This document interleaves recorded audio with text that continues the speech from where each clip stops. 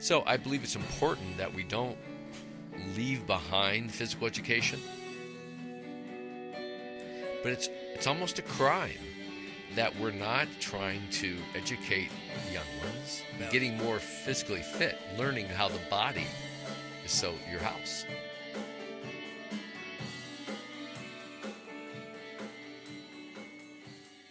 And we're live today. Again, welcome, Imagine Fitting In listeners. Today we have a special episode, which Mr. Tom Hyde, my second cousin, has so graciously accepted the offer to be an image. He's kind of like sitting in. Maybe I'll ask him to sub some other time. He's going to be welcome, Tom. Well, thank you, and welcome back. All right. It's been so long since I last saw you. That's right. All right. So what we're doing today is we're kind of switching the roles, and Tom is going to kind of host, and he's going to interview me. And as an educator, I have much respect for Tom's historic contribution to education and to Dayton area. And I'm excited to when last time we had the episode, we were talking about, you wanted to know, first time you had met me, we'd both heard of each other, heard Right. maybe little limits of stories here and there. And you asked me you wanted to hear about my Chicago, California, New York experiences a little bit. So I'll dive into a little bit of that, but really today I want to talk about, me as the balance professor. And I love being the host, and I can't wait to have you answer some of these questions that I've come up with. And if you don't mind, can we start, or do you want to add some more? No, let's go right into it. You know what? I think you got a job. Okay, I do have a second job. career. Okay, so imagine fitting in, and here we have Greg Jankowski. Mm-hmm. And obviously, we're going to start with that basic question, that background. Where were you born? Where did you come? Where did you grow up, and so forth? Yeah. So Dayton, Ohio, born here, 1963. I believe it was St. Elizabeth, which I don't believe is no longer operating here in Dayton. It's changed names. Okay. So St. Elizabeth. Grew up in the Eastmont neighborhood, which is just a little south and east. It's a little south and west of Carroll High School. Mm-hmm. For logistics. A lot of people know where that is. And I went to Immaculate Conception. I actually went to Eastmont for kindergarten and first grade. And then Immaculate, I did Immaculate from second grade till 8th grade. And that was right here on Smithville Road. It's the same school that my mother went to. And my mother was actually married at the church up there at Immaculate. I remember that. So 1957, maybe 58, I believe. 58. Okay. So we Tom and I have a lot of history, obviously. And then after I graduated, when I was in grade school, when I was a kid, I think I mentioned this in the last podcast about my dad. He noticed my artistic talents. I'm not sure. He never mentioned to me, but I think down the line he mentioned something about the fact that he was left-handed, and he's definitely a creative guy, and I was left-handed, and his uncle was. So that's where and I'm thinking that, so he really saw that in me, I believe. So he'd have us draw and stuff, and he said, yeah, you draw a cartoon, you can make a lot of money, be your own boss, tell stories. So I always remember that. And, my coming back at that is that it's like I look back and I go, I never really did the formal cartoon. But boy, my life's been like almost a comic strip of adventure and fun. So I used to draw my fellow classmates. Mm-hmm. And I even remember surprising myself what I came up with. And I was very known at Immaculate to be an expert note passer. I don't know. Well, now they would text, but yes. Right. So anyway, I had my share of. I remember one teacher, Miss Search. I believe it was in 5th or 6th grade. That I worked my Jankowski personality magic on her, and I became like I remember kind of being a little favored, or I assumed the role. Well, I want to get back to your education. Yes. And also to let you know, you might be creative with your left hand, and your father was left-handed, and an uncle was left-handed, and I am not creative, and I am left-handed. Oh, really? But we'll move Fellow on. Southpaw. So let's move on from Immaculate. What high school did you go to? Okay, I went to the wonderful John H. Patterson, which, if you know, most people from Dayton know this, but if you're not from Dayton, John H. Patterson was an industrialist back, I believe, all the way pretty much the turn of the century. Right. And they focused on creating vocational jobs, trades for kids to explore different avenues. And when I went, the old Stivers was actually the year I went. Stivers had turned into the freshman year where you took 4 vocations. I took I took printing, commercial art, drafting, and machine shop. And after 3 quarters of breaking down to all 4 of those, by the end of the 3 quarters in those 4 experiences, you decided which one. So I went into commercial art. So the last quarter of my freshman year was focused half day on studies and half day on art. And what I remember about Patterson High School, being downtown, obviously. Yes. I thought at least your senior year and maybe your junior year, you worked a week or 2 and then went to work a week or 2. Yes. And so then now you went to school a lot longer because you had to get your hours in. And you may have gone all the way from September to July or something like that. Yes. So how that worked was once you picked your vocation, mine was commercial art. You went.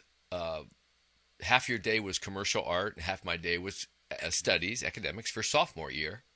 Junior year is when you rubber hit the road, and they had various jobs for people, and they were basically positioned the best grades. Obviously, they're looking for the people, right? So I ended up working for Wright State University. Nice. in the mailroom print shop. So I worked with a printer who we designed different kinds of mailings, and they did the Wright State Kettering Center. It was right behind Memorial Hall. They took it down, but they used to do special seminars with advanced studies. I think even people that were already graduated or high-level seminars. And I remember having a wonderful boss. I can't remember his name. He was a dean, some professor, super nice guy. And we worked 2 weeks. We had you'd have a Section A and Section B. Or no, Section 1, Section 2. And I was in Section 1, and I had that job, and then another one of my students, which starting junior year, when you took that job, every 2 weeks we would back and forth. He would work, I'd go to school, he'd go to school. So once we hit that job, I never saw that guy again, or anybody in my class with Section 1, Section 2. So I did that for quite a while, and I got that job right after I did my paper route all the way till I got that mailroom job. Learned a lot about printing and taking care of classrooms and all that kind of stuff, and mail. And so then from... That was your junior year. That was my junior and senior year. I worked 2 years there. So 2 weeks on, 2 weeks off. Exactly. But then when you started your junior year, you had no summer break between junior and your senior year. So we actually worked so then beginning of junior year, you worked and went to school all the way until you graduated at the end of your senior year in sometime late August. Fantastic. So it was a good experience? It was a great experience. And I think that a lot more of those programs are been going on. There's not enough talk and encouragement for options. And I think that is a real travesty, really, because the trades, everybody's not necessarily college, and a lot of people are craftsmen. Right. As all my brothers, my older brother Gary is a craftsman, and he specializes in metal. And my younger brother ended up being a craftsman in woodworking as a master carpenter, and I became from an artist sculpting bodies. So as a craftsman, I've been basically sculpting bodies for about 32 years. So you leave Patterson. Yep. And what happens next? Well, what happens is this is during around when Reagan was elected in 1980. He came in, and by the time I graduated in 81, for whatever reason, the cutting the budget, so I had no money to go to college, and my mom and dad couldn't afford to take us all to college, so I went and took some basic classes, handful of classes at Sinclair, and I come to find out, like, okay, so it's tough right now in terms of being able to go to school and have a career, college. And so I discovered that Sinclair had a co-op program as well. Now, what was great was that from my experience at Patterson, I actually was, I think, about a quarter of all my classes when I started commercial art technology, which was called at Sinclair. I got those waived because of my amount of level experience. Right. So what it ends up doing, I ended up taking some other advanced classes right away. And sure enough, I explored the co-op program, and a contractor comes knocking on the door at Sinclair, and they're looking for a graphic support artist out the base. So here I am. I remember talking to my dad, and I said, I don't have a whole lot of money. There's not a whole lot of opportunity to get some skills. And I've got this job offer, full-time. First I went part-time, and then they asked me if I wanted to go full-time. So I took that job. And what's interesting is that two other of my friends from my school end up jumping on board for a little while there. So here I am, 19 years old, working for the United States Air Force Logistics Command, which is now called the Material Command Center, but basically Air Force headquarters, wearing all these special badges. We had to go by 3 different guards and a dog to get inside, and it was 19, and so I'm making decent money for that time, still living at home, and I can still remember my mom saying, "Hey, give me some rent." So while that time from 18 to 21, I was involved, and I always wanted to play drums, and I've spoken this about in other episodes. But again, they couldn't afford to give us all drum lessons. So I ended up running a soundboard for some friends of mine who had a band. And so one band was called Tilt, and that's a dear friend of mine, and a guitar player who's still one of my best friends I jam with still.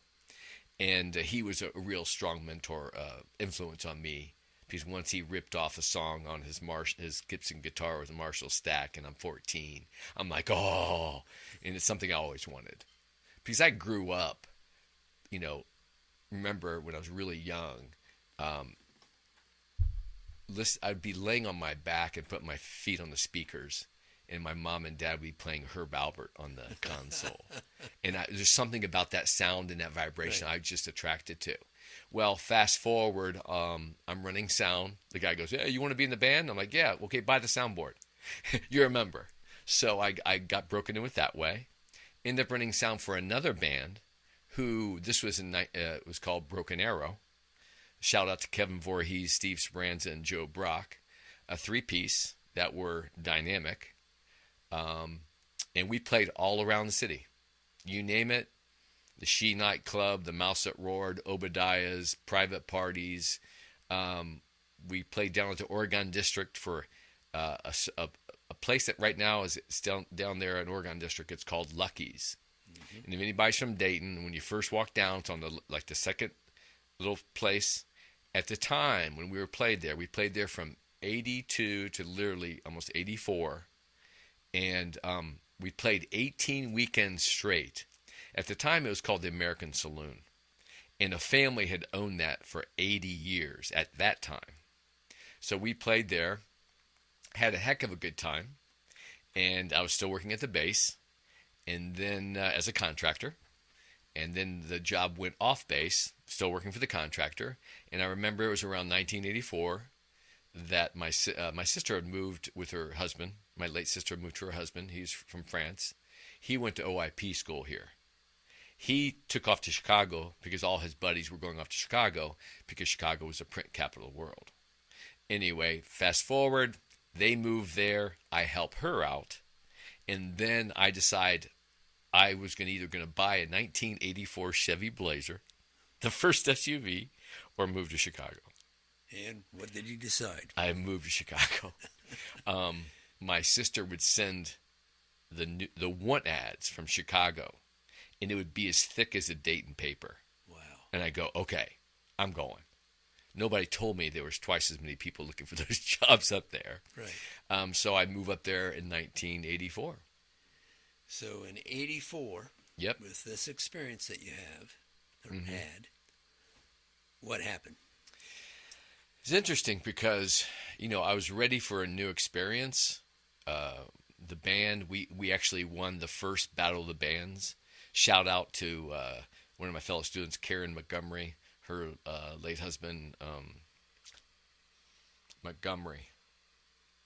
I can't remember his first name. He started the Canal Street Tavern, and we won the first Battle of the Band. So we kind of left on a high note, and I decided I was ready for a new adventure. So I'm up in Chicago, and here I was working for the Air Force, and then I'm trying to bust into commercial advertising with the big boys in Chicago. I end up working with my brother-in-law's friend, who is a French art director, handling accounts. He would hire and photographers. So he gave me my first job as a graphic artist. I worked with him for a while. Beautiful person, still friend today. Shout out to Daniel Dijon. And he was just wonderful. Went on to work at a hair design school, international hair design school, in a publishing department. So here, Tom, it was really tough. I'm 22 years old in 1985, and I get a job working at a school where there's about 400 young women. Tough job. Going to a beauty and hair design school. So I remember coming home like, yeah, I got a new job. Where you work? Oh, so anyway, whatever that was worth. So I was there for I was probably there almost 2 years.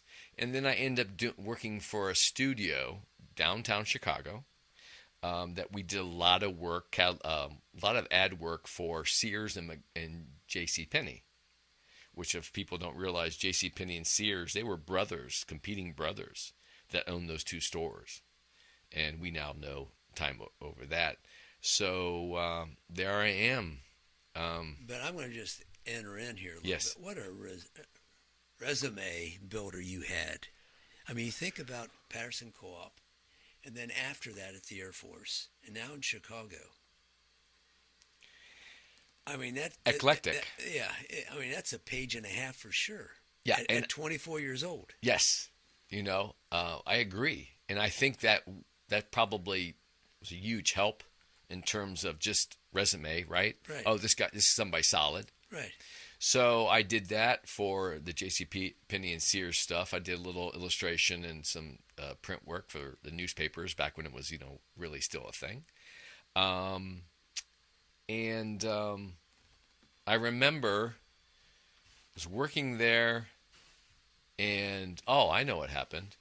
The late 80s, the recession. Correct. And that hit, I got laid off. And all of a sudden, I'm going, oh my gosh, what am I going to do? Well, I ended up finding a woman who created a company of freelance artists. So she took advantage of all these artists out looking for work. And I was like a hired gun, a hired consultant through her. She found me all these jobs. I ended up working at some of the farming out on a contractor basis. One day, maybe a half a day, maybe 3 months. Mm-hmm. So I think I did like a 3 or 4 month stint with a company that did at JCPenney. I worked with BBDO, J. Walter Thompson, multiple ad agencies, pharmaceutical companies. I actually worked at Searle Pharmaceutical up in Skokie, Illinois. when one of the gentleman who was the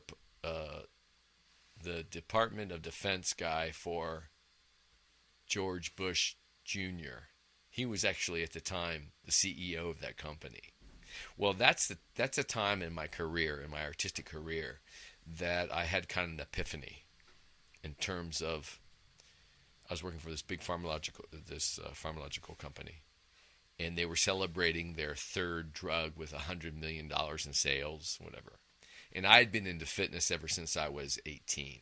I started working out. I took an exercise class at Sinclair, the old Nautilus machines. Mm-hmm.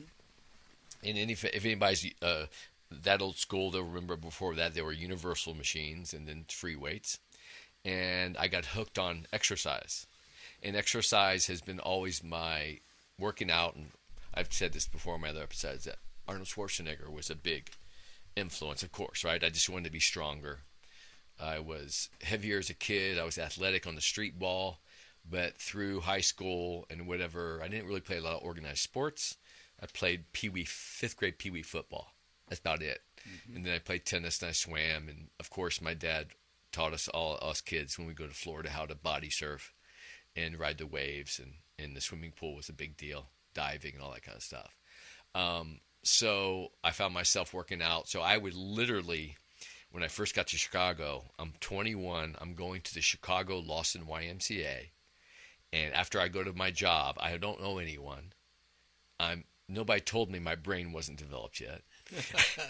I'm in the big city, walking the streets and hitting the YMCA after work to take off that stress. Exactly. And so I was really, as many people do, the influences of alcohol and the scene of drugs and all the goings on, and especially in our music scene. I would just say I had my fair share of experiences. And at 21, when I first got to Chicago, my sister and her husband were going to go to that same year, going to go to France for a month. Here I am. I just moved to Chicago. I'm not even there for 2 months, still looking for work. They're like, hey, we're going to France for the month for Christmas. You should go. I'm like, how? I just got here and you're going to leave? Because I was living with them right on 30 East Oak Street, which was the heart of the Gold Coast. And we had this crazy 2-bedroom apartment for like $700.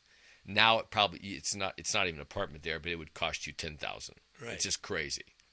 Anyway, go to France, changes my life about how I view nutrition, how important it is. That is, I'm going to just talk a little bit about that. Yes, please. My son just came back from Scotland and England and some other country I can't remember. But he talked about he actually lost weight, even though they drink more there. He actually lost weight from the food that he ate there. And he enjoyed it plenty, didn't he? Exactly. Yes. Exactly. There's two things on that. So tell me about that. Two things. Number one, there are many food additives that are illegal all across Europe, let alone France. France has some very strict rules about that stuff. Not so much in America. Exactly. So fresh and the less additives.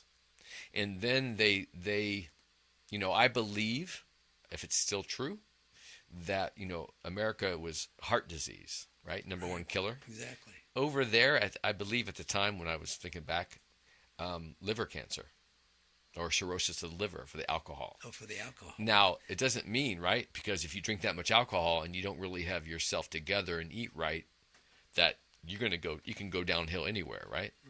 But the fresh food, the timing of the meals, and they drank. And here's a big key thing. A lot of people don't know this. They say red wine's good for you. The only time red wine is really good for you is when you eat a nice red wine. There's some compounds in there. I can't think it starts with pH. It's a very long name. That when you eat red meat or saturated fat and you drink that wine with your meal, it helps prevent the platelets from sticking on your arterial walls. Now, they've come to find in nutrition we always talk about low fat here in the United States, right? And people go, "Oh, red wine's supposed to be good for you." Well, if you eat it with your meal, and if you're eating foods that are not necessarily have a lot of additives, and in America, you know this, people will drink all the time, before, during, after, not just kind of like with the meal. You'll sit down to French meal, it goes for 2.5 hours, easy, on a regular basis, even lunch. So yeah, totally different. So I'm going to jump back into Chicago, and I'm decided. So you come back, obviously, a month later. Yes, I came back, and that was 84. It wasn't until all the way until 92 that I realized I was working in these major advertising agencies, and computers were coming out. And they were hiring young kids from school and paying them dirt money to teach the employees of these ad agencies, as opposed to them hiring consultants. So I saw it, and I'm this old school guy that I wasn't trained on computers. I'm doing the old school printing, right? So I saw that, and I go, "Oh, it's, computers are coming. It's a new tool." So I thought, okay, I'm going to learn computers and get keep up with the times, invigorated. But it got to a point where, Tom, I just realized it was just another tool, and my morals came into play. So at 28, I was in a relationship. I almost got married to a gal that I knew from 87 to 92. Didn't get married, and realized that I asked myself, what does I want to do when I get out of bed? First thing I want to do. I loved working out, and I found myself more times than not stopping my own workouts, and you'll appreciate this, to tell people more about nutrition. And where did I get my nutrition education? From my father. Underlining sentences. My dad got on when he turned 50. He just consumed himself with nutrition. And at the same time, I got certified as a trainer, decided to become in the fitness industry. Are you still in Chicago? Yes, I'm still in Chicago. Okay. I'm leaving the advertising industry in the print industry after about 8 years. And all of a sudden, I'm working in one of the top elite brand new clubs in downtown Chicago. A friend of a friend hired me, Vinny Finneran, at the time. He hired me. He was all hired up. Get this, 118,000 square foot facility, downtown Chicago, right off of Michigan Avenue near Fairmont Hotel. 2 stories underground, 5 stories above ground, with a 110-foot indoor rock climbing wall, the first one of its kind in 91. So I go there, and I've decided I want to get into fitness. So I slowly wind out of doing contract side freelance artwork and got a job part-time working fitness. Vinny Finneran, God bless him. Thank you, Vinny. He was my guest number 4 right before you. And he basically said, "I want you to be my cheerleader." I was just enthusiastic. My eyes were wide open, my ears were wide open. So he trained me, which introduced me to another guy, John Blevernick, who was a big part of my Beamwork program. Taught me the concept. I took it to another level. And Tim Grover, Michael Jordan's trainer, was also in the vicinity of that club. So my eyes are wide open. I'm excited. I love working out. And that's when those 3 gentlemen, Vinny was an exercise physiologist. John Blevernick was a kinesiologist, which I ended up going to work for him. And Tim Grover was in the house, and they all were obviously emphasizing function and movement. Okay, now let me interrupt you a little Yep. bit. Did you have clients then? Yes, I was working on the floor. Vinny helped me to train me. I studied up, got certified as an official trainer, started working for them. So within a year's time, I was working in that club, and I was meeting all kinds of people, like famous people were being invited there. So they gave Michael Jordan, his trainer, Tim Grover, carte blanche to come and train. They had a full basketball court, and the reason why it was so cool is that the club was right next to the Fairmont Hotel. And when all the traveling teams came in to play the Bulls, that's where they stayed. And they came over, and we got to watch the opposing teams practice while they warmed up for the Knights. So that was really fun. I think I met I met Danny Glover, Jimmy Buffett, Jesse Jackson, Oprah Winfrey, Dennis Rodman. All these people were coming in and out, and I'm just this young guy, long hair, a beard, an ex-ad man, loved to work out. So Vinny left, and I was not even as a trainer for not even 6 months, and I saw what the club needed. I wrote up a whole service program, and the gentleman who was running the facility promoted me to fitness service director. Well, that was too-edged. That sword was two-edged. That taught me a lot about corporate America. He gave me that title. He said, "Go run with it. Help me with my numbers here and my productivity." Then ends up I find out he loses the contract. The guy that was heading that club up was hired by a Japanese firm to run that club. Well, that gentleman ran the club not right, and it was losing money. The Japanese owners brought in new consultants, came in. They go, "What's your role here? We never heard of that." So they just took that away from me. So here I'm back to demoted to a personal trainer, which is fine, working for a new company. I come to find out later in the Major Fitness Trade magazine edition, the guy's name was Darren. I can't remember his last name. I still have a bad taste in my mouth that he gave me. I read all my concepts. He published it as it was his in his other clubs that he was operating. And I remember him interviewing me. He goes, what do you know, or how do you say? He said something, and I said this. I'm trying to remember exactly. He said, what are you doing that we're not already doing? I said, frankly, I don't know what you're doing. I know what I'm doing. And he gave me that job on that point. But later, as it happens, all right, so I'm like, no credit in the Major Trade. He's just smiling there, and he's working he's under contract helping operate a fitness club in the Sears Tower. But I mean, these were like major, right? This is major corporate America. Definitely. So here I'm just green, and because of the outside perspective, I was seeing things that other people weren't seeing. Right. So I end up being invited over to a job at a place called the Cardio Fitness Center, which was one of the first gyms in downtown Chicago. I was a sales manager and head trainer, and it was formed by cardiologist doctors, specifically for doctors on their cardiovascular health to try to keep them healthy. Anyway, that was a short, brief time. That was around the time of, I remember O.J. Simpson, whatever time that year was. That was around that year because I remember listening to it on the radio, the case and all that. Right. And then what ended up happening is Vinny, my first guy, my mentor, he went on to be a fitness director at the CBOE Board of Trade, Chicago Board of Trade, the Chicago Board of Options Exchange. And now I'm going to work as a trainer. He's like, "Oh, I'm bringing you in because you're the man." Now I'm working around the mayor. That's where the mayor trains, all the political judges, any powerhouse people that are in Chicago.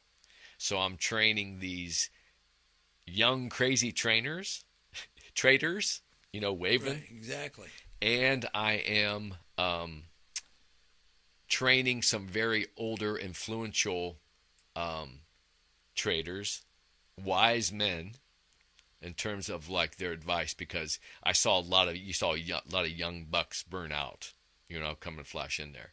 This was the 80s when the Wall Street movie came out. Mm-hmm. Remember how Michael Douglas said, "Greed is good." So that was of that time. I'm in the fitness industry still, working in the CBOE, and I start doing a little freelance work, working in people's homes. And that I end up going to work for worked privately for my own training clients at the first personal training gym ever in the United States, which was in downtown Chicago. And this was a son of a restaurateur that took an old nightclub, 2 or 3 levels, and he turned it into a fitness center designed to the best trainers in Chicago. So all the best trainers from all the top clubs that built a clientele, because when we first got into the business, as trainers, you'd make 70% of the cut. Well, clubs were thinking such that profit, they were cutting into it always. By the time it got to 70-30, that they'd give us 30% and they'd take 70%. Just So, flips it. yeah, so it tastes, right? So I'm like, okay, it's one thing 50-50, but if you're going to cut that deep, so I ended up working with some of the top flight, my peers were all the best trainers in the city. So from there, I did that up until 2005. I can still remember experiencing September 11, the second plane crashing on the TV on that Tuesday morning. I'll never forget it. My 9:30 client walking in or something. I'll never forget that. Obviously, most people don't forget that. Right. And I stayed there till 2005, and that's when I end up taking what I learned over all those years from John Blevernick and Vinny and Movement, and I decided I was going to move to California. Oh, what was in California? California was California. After 21 Chicago winters. Okay. Okay, Right. You were done. Yeah, I lived pretty much all over the city. I was kind of done. And one of my good friends moved there. So I was going to go there and do a stepping stone. In what city was this?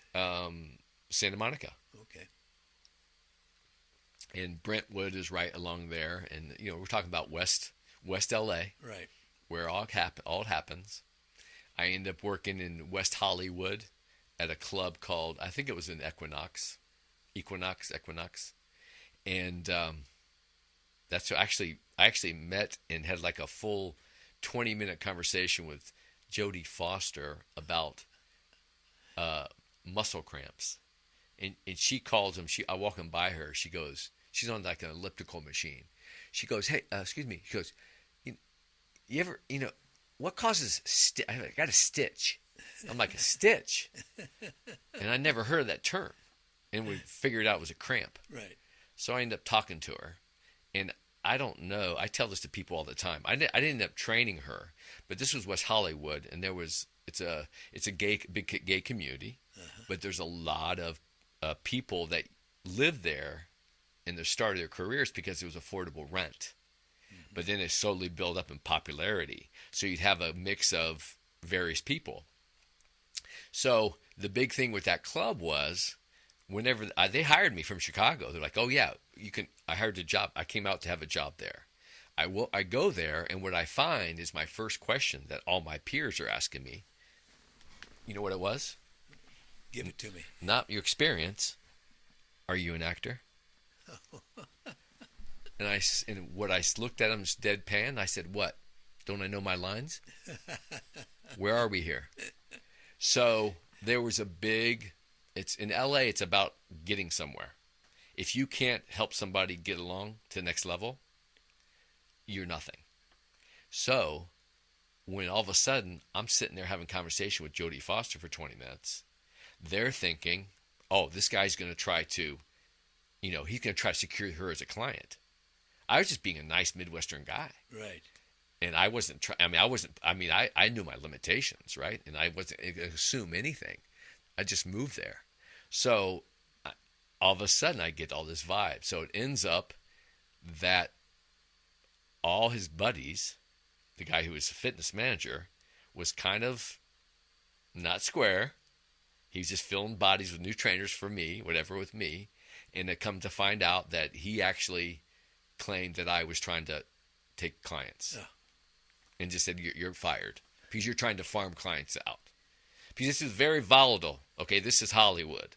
And everybody's looking to get a famous person as a client, and number two, get an opportunity to be in the movies.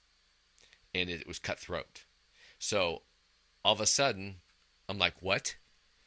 And how long of a time span was this? You're in California, and then you went. How many months before you get fired? Oh, I was only in that job for like maybe not even 2 months, and the guy lets me go. Well, I find out later on that he got fired himself because he was doing malfeasance or whatever he was doing. Go figure, right? Well, I end up going to apply for one of the other top club in Santa Monica. It was called the Sports Club LA. Now, this is where I met Jamie Foxx and Matthew Perry and who else? Paula Abdul and the guy who does the Allstate commercials, I believe, the African American. I can never remember his name. Anyway, I'm going in there, and I'm just gotten fired because somebody assumed that I'm going to be, right? Did you have an in? Yes. You had a connection. Well, no. I basically just went and applied. Okay. And I had all these years. I'd been training since 92, right. And this was 05. So they hired me, and I was there. And during that time, I was doing a lot of floor hours and meeting people. And that's when I wrote this Beamwork program that I'm going to show to you. And we can launch into that now because I want you to turn you on to this as an educator. And so if I go over here and I get rid of this, I'm going to slide this over. Actually, I can just probably take it over. And I'm going to get rid of this. And this is what you're looking at here is on it Beamwork. Now, those interesting story and those logos, I had a client in Chicago who was a runner. She had broken an ankle, hadn't ran for quite a while, and she started with me. I really want to run again. She'd gained weight, and she's just passionate, diehard runner. So I go, okay, I got a deal for you. You can train with me, but I want you to create. I was a graphic guy, and it was just so dear to me. I wanted another artist to create my logo for my. And she did this? She did this. So it's optimal neuromuscular intensity training.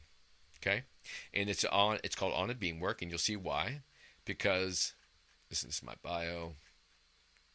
In terms of a fit perspective, right? What does fit mean to you, right?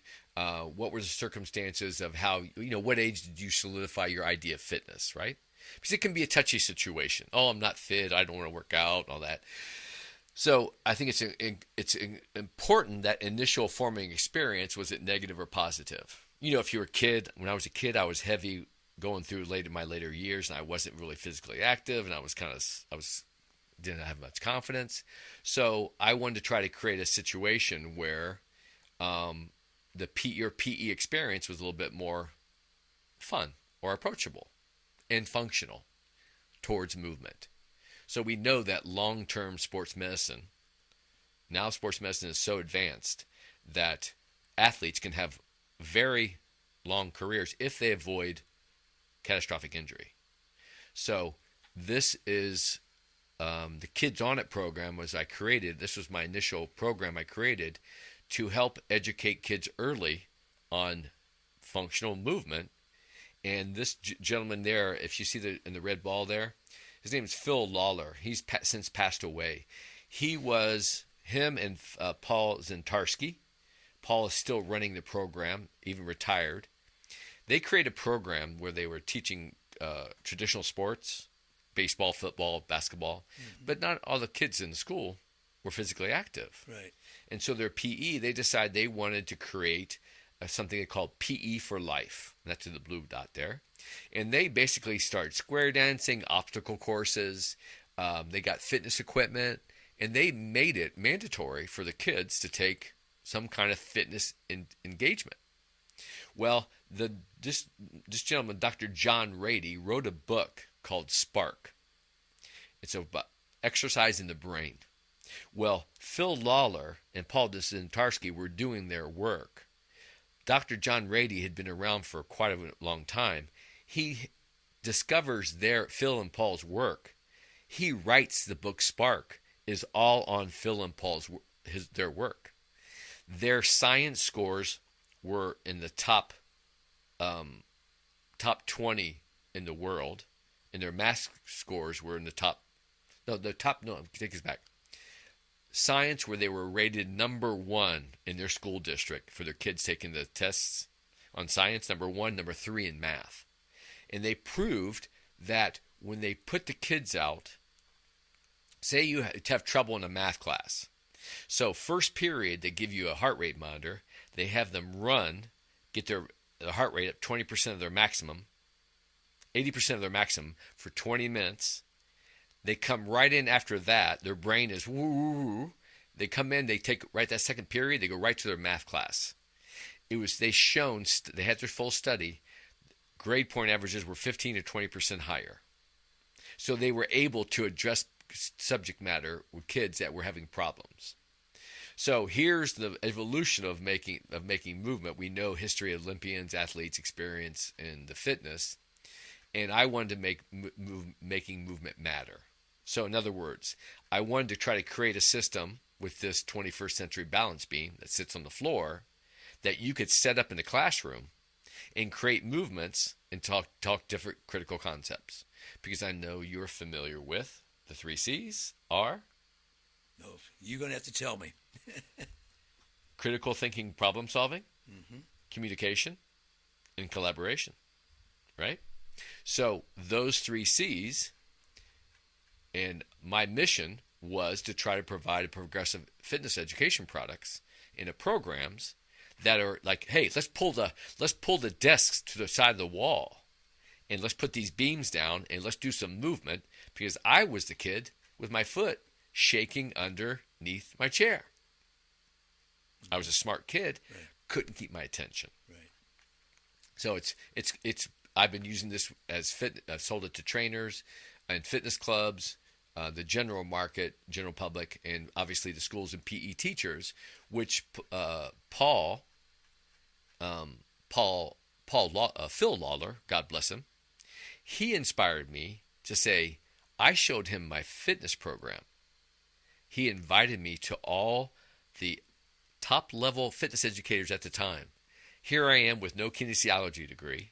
I have no exercise background. I'm an old marketing guy. I've been empowered in a passion. He wants me to come to speak and set up at his seminar because he's into balance, what it does in balance in the brain.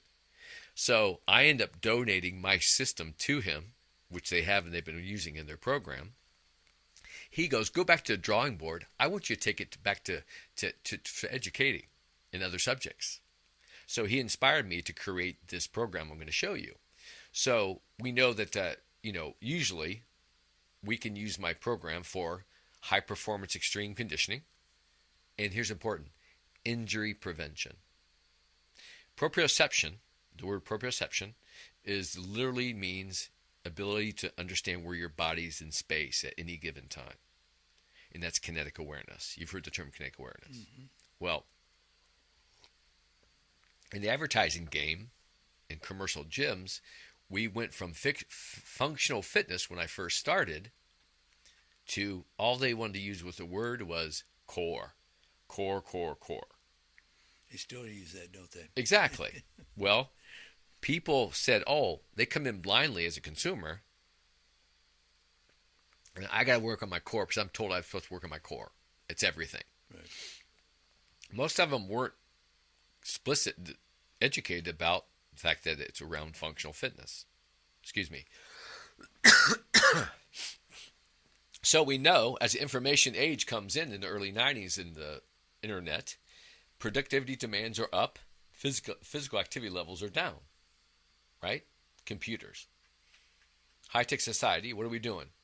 More sitting, loss of movement. We don't have to get up to the filing cabinet, nothing. Phones or whatever. So what's the effects of that on the body? Postural dysfunction, less movement and basic walking. Right.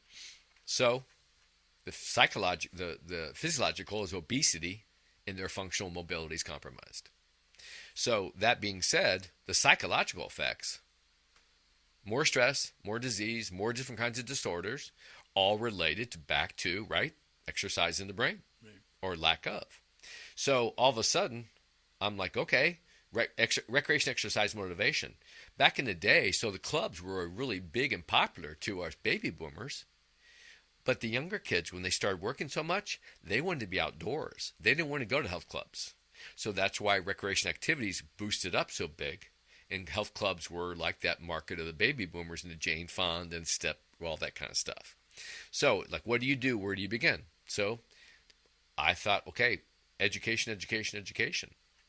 So I have these school offerings. And that's basically the beam. It's kind of the idea that I made a custom beam right there.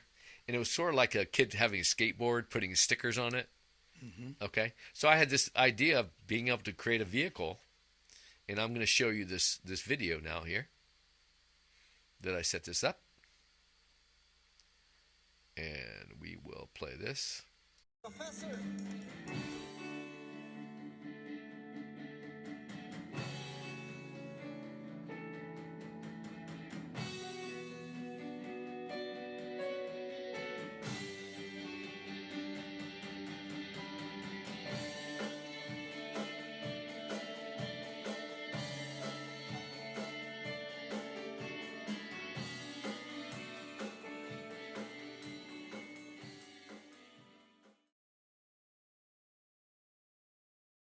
So I'm going to drop this down so we can talk again. And you see them doing basic functional movement. And that the board's on the floor. And these are both fitness trainers, my fellow friends, peers. That was in a other club in Southern California. And these are called tandem stances. And so you can see how just activation, and they're aware of their core. And they'll do different movements, all function based.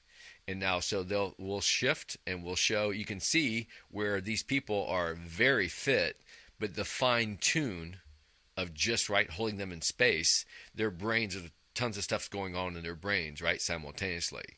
Now the other exercises that are, where's my controller? Oh, here it is. Okay. So if I go back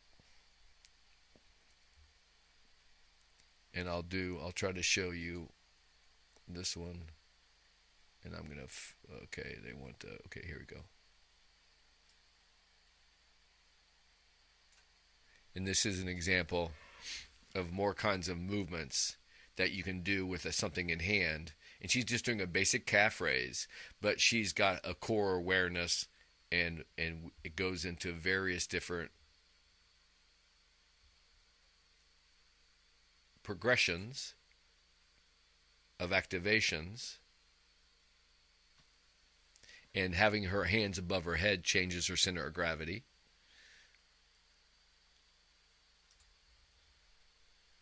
And then let me see. Okay, hold on here. Videos. Let's go to videos.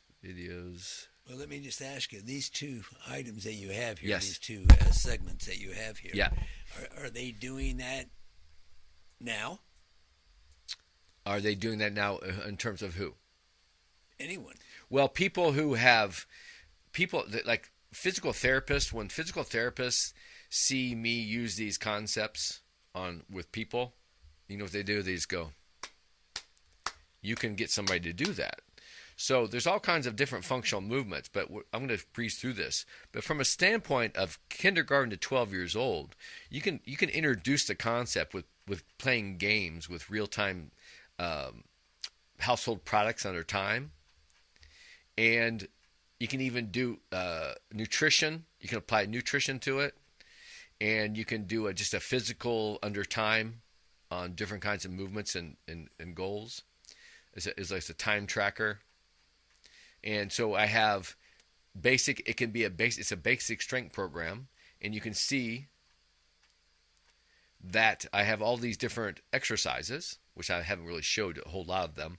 But these exercises where you can rate, and you can literally show progression of proficiency, mm-hmm, and see who's tight on their game and who's got trouble with kinetic awareness. And then you can see these numbers, and you can do averages, and you can kind of get a rate of progression. So there's enough science and tracking that you can see improvements on their initial scores and how they've improved their scores. So that being said, this as an educational tool, this where it comes into my what I call the base beamwork active beamwork active crossover education. And so what that is that you have a movement, say a calf raise, and so maybe this is a calf raise in a frontal plane, this is a calf raise in a sagittal plane, front to back, and this might be a squat, like a lateral shuffle. They shuffle down the beam side to side, and this could be something where they're standing and they have to torque and turn. Now, what it is that you identify, you have a move for each of these A, B, C, or D, and then you can actually apply it to different kinds of for learning. So, for example, like literacy.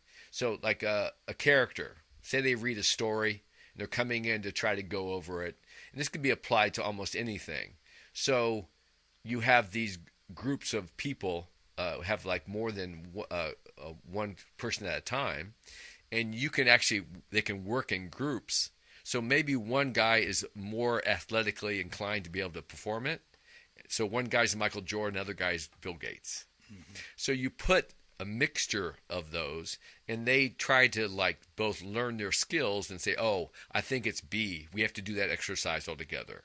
And it forces them to give them time to collaborate and communicate within their little group. So it empowers for both physicality and the ability to obviously take different kinds of their testing.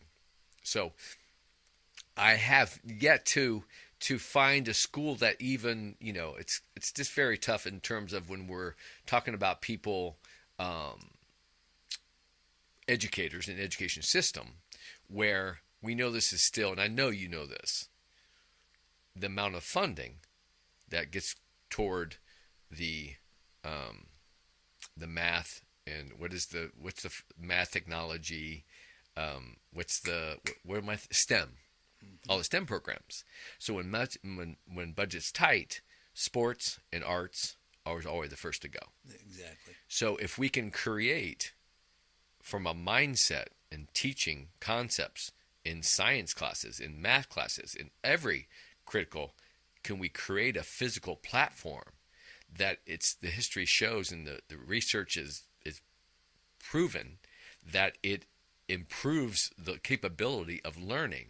And what do I find? What do I find these days when I'm talking with young people?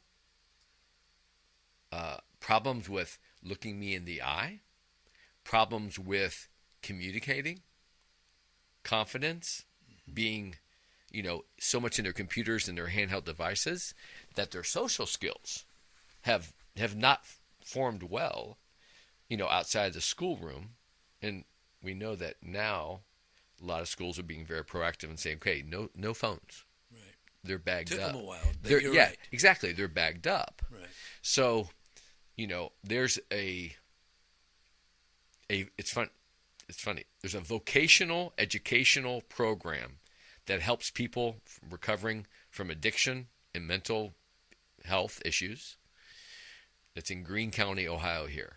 And I'm going to be looking them up. I can't remember their name right now, but they're on my radar. I've been addressing some other things since I've been here moving back. And I want to take my program and offer it up to them because they both teach and help prepare kids to find the vocations that they're interested in. So I believe that we know you're 77, you look great. We talked about your self-care. Mm-hmm. So I believe it's important that we don't leave behind physical education. It may not be everybody being a star football player. Exactly. But the amount of money, right, that entertains us all, that goes into those big programs. And to me, it's, I love football. I love it. I'm like the average American. But it's almost a crime that we're not trying to educate the young ones. That type of thing of the checkbook, talking to your peers, communicating, collaboration, and getting more physically fit, learning how the body is your house. Well, I'm just thinking lifetime sports versus football, versus basketball. Mm-hmm. The pickleball. Look how much pickleball has grown. Right. and of course the tennis people don't. They look down on it. But I mean, people are trying to be more active. Yes. And pickleball is, I don't know how many millions of people have taken that up in the last couple of years. Well, and do you know who that demographic is? Those are all mostly baby boomers and people that they can't play tennis because their functional fitness is not right. So that's where, you know, my job, my role now is I work as a trainer. When I work with individuals, I do more pain management now, Tom, than I do performance fitness training for the average American. And there are a lot of people that are retired and have money and time, and they're tired of not feeling good, not being able to sleep. So I've become heroes to a lot of people. I'll say that straight out. And a lot of people that I have on my podcast are ex-clients that are like, hey, what do you want me to do? Sure. And from all different ranges of professions. So that's my life work that, you know, between a little pause in Chicago, I end up in Saudi Arabia working for a restaurateur. That's a completely wild international story. We'll have to have another conversation. Right?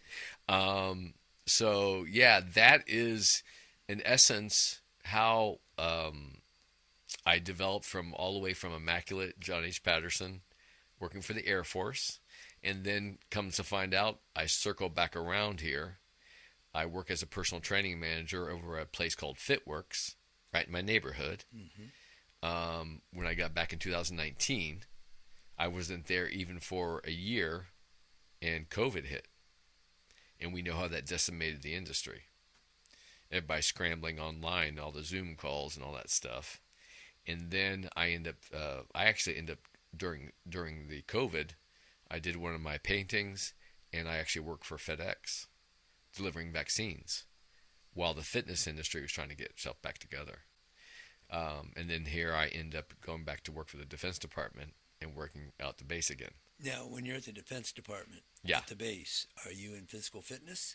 Yeah, I was a fitness instructor. Yeah. At the base? Yes. And in the evenings, you're at the Kettering? Oh, yeah, I do work at the Kettering Rec and stuff like that. Yeah, I do work. I do I've been working. After FedEx, fitness was coming back. Everything was opening up. So I went to Kettering Rec, and I started working there part-time, and then end up going to my next step. So that's kind of where I'm at. In between there, I learned how to fly drones. I'm going to have a young drone pilot from Australia. We're going to talk a little bit about that on that episode. And you sing? Oh, yes, I sing. I play drums and sing for my own. I call that my active meditation. I sing to my dad. I play drums to my sister. And this podcast, Imagine Fitting In, is dedicated to my late nephew, which we lost. So, purpose, you know. And I'm just hoping to continue to contribute and give back to all the mentors I had in my life. I didn't necessarily want to start a fitness podcast. I can talk fitness. I enjoy helping people with that. It's a big part, right, of the human condition. So mentors, healthy lives, and community. And I'm just trying to give back as a purpose. And I'm hoping to start a nonprofit organization to both focus on young lives, mental health, and just wellness and function for, you know, as an educator. I think you're on your way. Yeah. Yeah. So timing is everything, but along the way, this was one of my dad's favorite authors. This is it. This is it. So, Tom, I want to thank you for... Well, I want to thank you. I've learned so much about you and what you've done in the last 40-some years. Literally. Yeah, 18 to 61, 41, 43 yes, years. Yeah, 40. Yeah. It's so funny. We just got, my girlfriend and I and her sister and boyfriend just got back from Minneapolis State Fair, and we went up to Prince, the musician Prince, his studios, and basically they turned into a museum. And I moved to Chicago September 15th, 1984. November 18th, I'm with my late sister and my brother-in-law, Christian Perrin. Shout out to Christian. We went to see Purple Rain Tour in Chicago 2 months later. So I just got back this past couple days, and I had to buy the 40th anniversary edition of Purple Rain album in purple vinyl. Fantastic. So, so it's fulfilling. I'm all about my essence. Again, I've mentioned this. My essence, I'm an artist. My passion is fitness. And I'm all about now educating and spreading the word and enjoying myself and hopefully trying to be able to. And that's why I think people enjoy working with me, because it's time to reinvent. My dad said recreation, a time to recreate yourself. So I think it's an important message for all of us, especially at these times. You've done a wonderful job. Thank you so much. You should write a book, really. Well, here's the next step, and we'll wind down here. So I'm a big person making lists of like what's my next goal and set out to do. I wrote down stand-up comedy, podcast, and a book. Well, nothing ever happens in the right order that you assume, right? Right. So I'm going to do this podcast. I plan to do some stand-up eventually. And with the help of AI, right, all my writings, my work, because I can't find an editor who's going to put up with all my notes, input that stuff, and maybe I come up with that book you're talking about. And I'll be the first one to buy one. All right. Well, thank you, sir. Hey, thank you. Thank you so much. Appreciate your time. Again, listeners, I know I rambled on about myself. It's easy to do when you're passionate about something, right? Mm-hmm. Right. And I know there are plenty of people out there that are hungry for just good, solid information. And I'm just trying to spearhead a little bit of motivation to those nuggets that I'm looking to dig up, which you got your nuggets the other day after your podcast, and I'm sure you're getting a lot of love and shout outs. So thank you. And I look forward to spending some more time with you in some fashion. And I still throw it out to, if you want me to go out and do some drone coverage for your golf outing, we'll talk about that. All right. That'd be my pleasure. All right? All right. So, all right. Thanks, Tom. Thank you. All right. Till next time, kids.